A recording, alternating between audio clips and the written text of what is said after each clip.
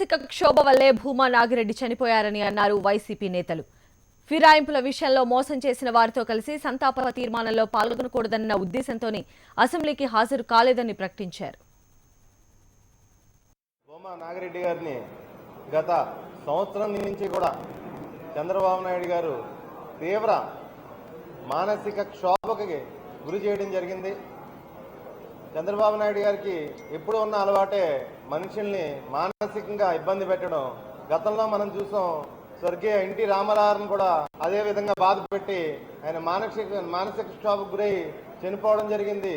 అదేవిధంగా ఈరోజు 53 సంవత్సరాల వయసులోనే భూమా నాగిరెడ్డి గారు చంద్రబాబు నాయుడు గారు పెట్టిన టార్చర్ భరించలేక అకాల మరణం చెందడం జరిగింది.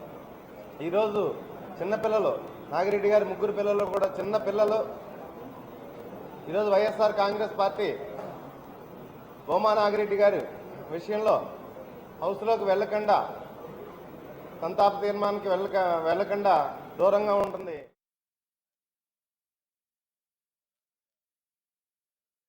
భూమా